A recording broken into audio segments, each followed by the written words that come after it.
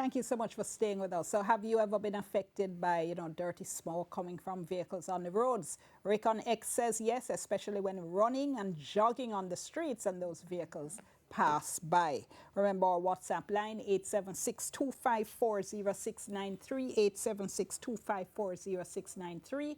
Let's go back now to our special report by Giovanni Dennis, Driven to Pollute.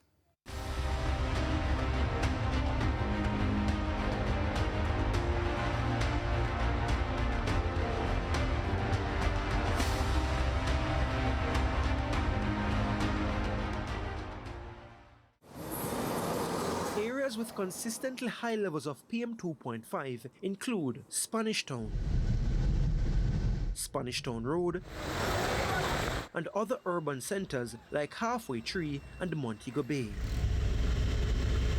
All have high concentration of vehicular traffic.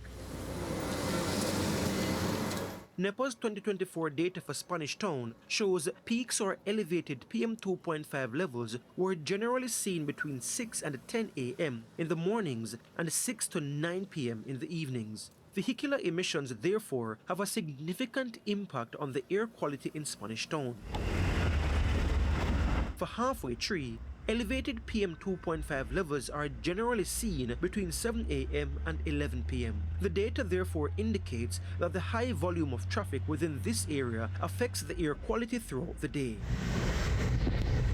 Monitoring at Crossroads began in 2024, but already the PM2.5 levels are high.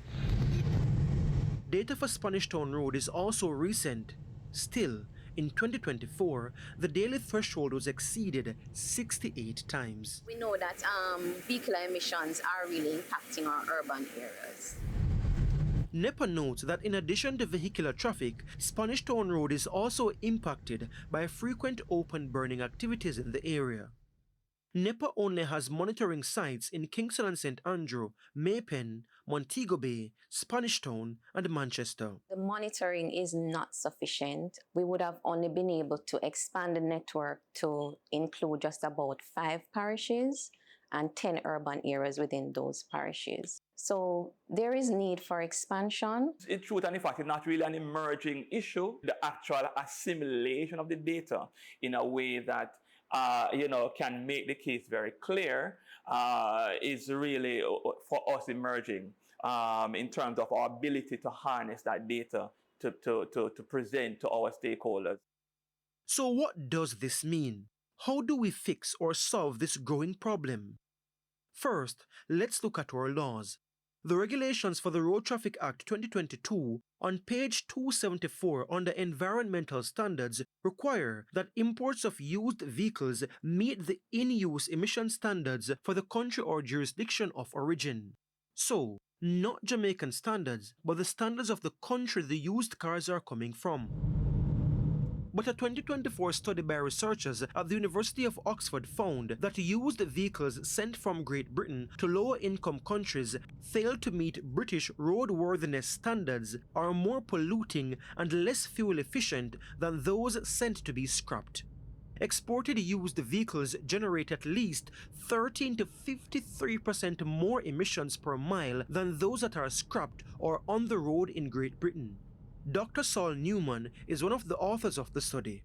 We looked at every single privately registered vehicle in the UK. So we looked at over 65 million vehicles.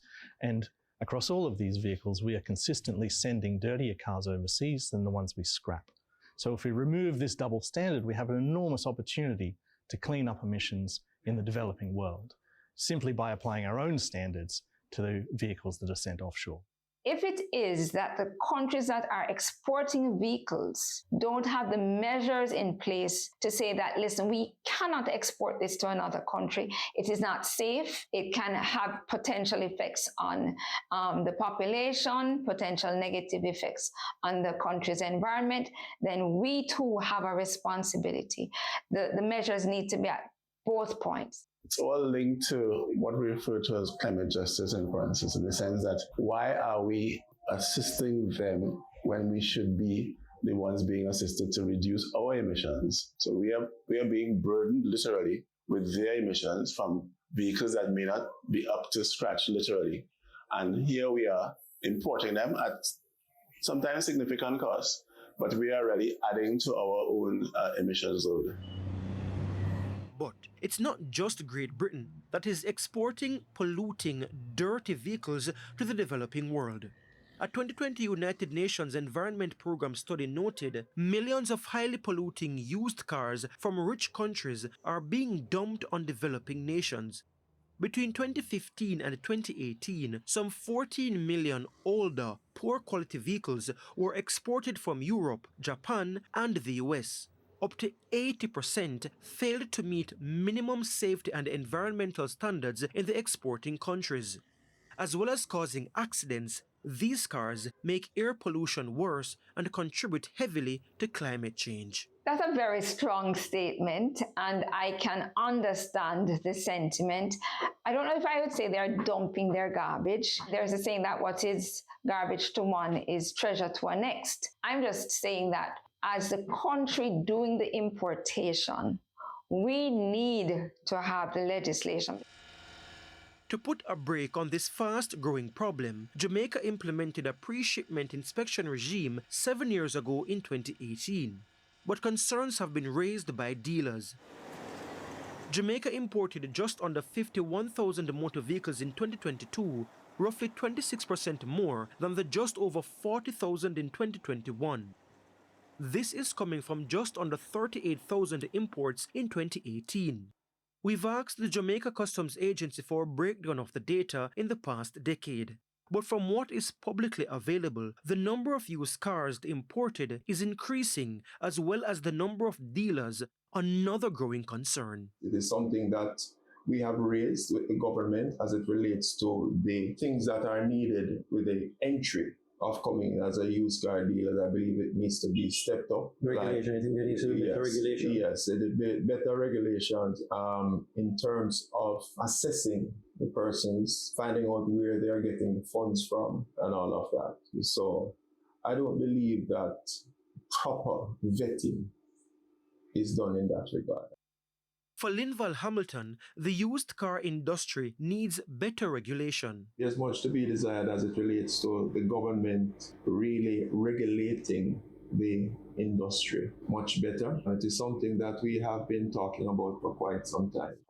Matthew Samuda is Minister of the Environment and Climate Change. There is no doubt that Jamaica has the ambition to electrify its fleet, both public and private. The public should also take note that of the last 100 buses that came into Jamaica as part of a public infrastructure, that it is CNG as opposed to heavy fuel oil. So the government is already changing out the public fleet. We also gave tax restructuring to facilitate electric vehicles to make them more attractive. It's why there are 4 new electric car brands in Jamaica.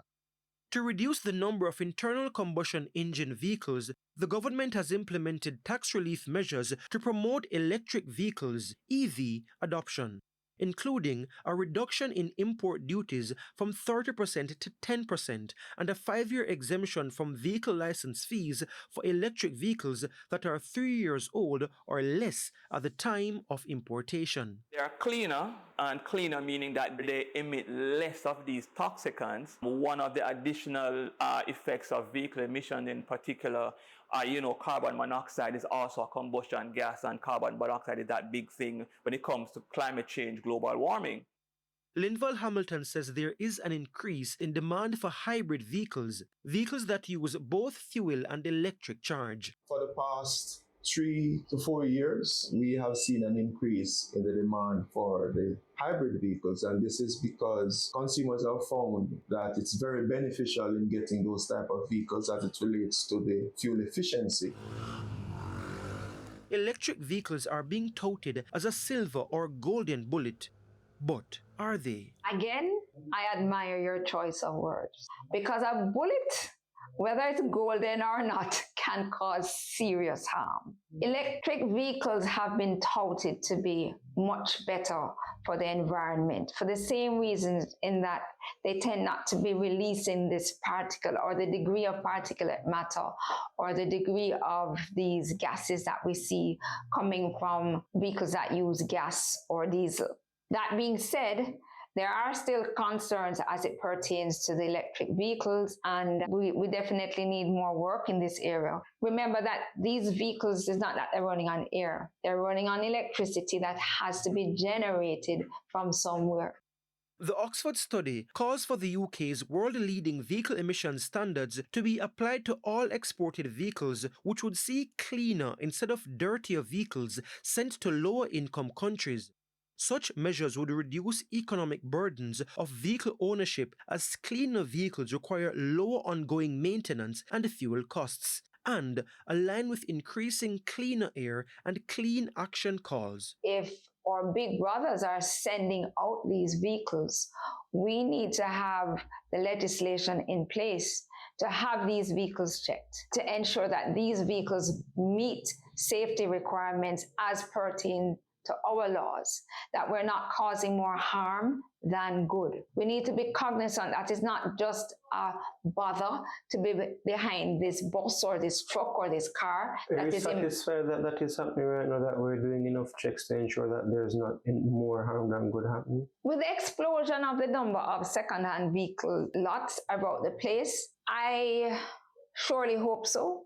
I have seen where the government has had their policy framework, whether or not it is being enforced and how much teeth the law has, I'm not quite sure of that.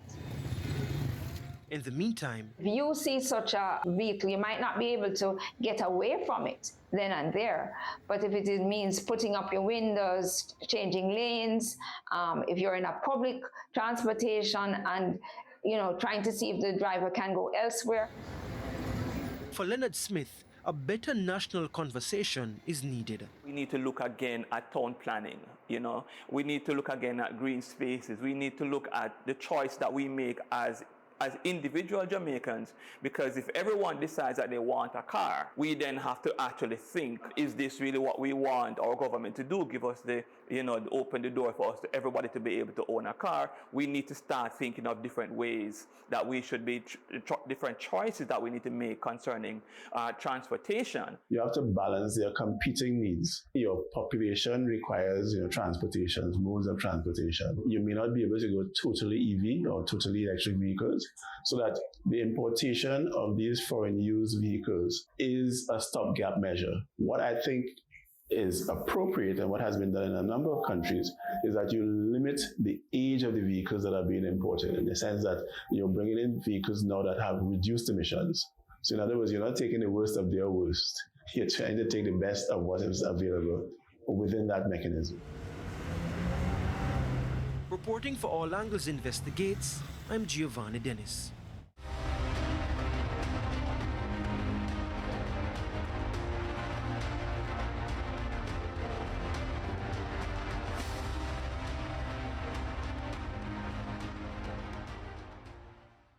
This story was published with the support of the Caribbean Climate Justice Journalism Fellowship, which is a joint venture of Climate Tracker and Open Society Foundations.